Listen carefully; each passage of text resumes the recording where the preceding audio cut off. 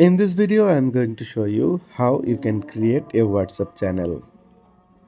To create a WhatsApp channel, you need WhatsApp Business app.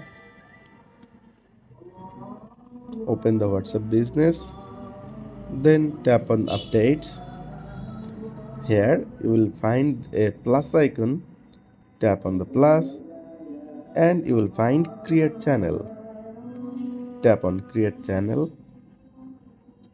Here, it says Create a channel to reach unlimited followers. Anyone can discover your channel. People see your channel, not you. You are responsible for your channel. If you are doing any kind of business and you are like an entrepreneur, then you can create your channel and use it for your business purpose. Tap on continue. Here, write the name of your channel.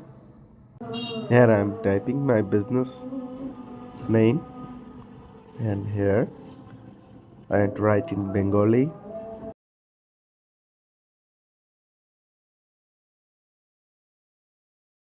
After typing about your business details, you can tap on create channel. One more thing I have missed out, that here I need to add the logo. Let's go to the gallery and add our business logo. Okay, I think I'm done. Now tap on create channel. Your channel will be created. You can share this on your status.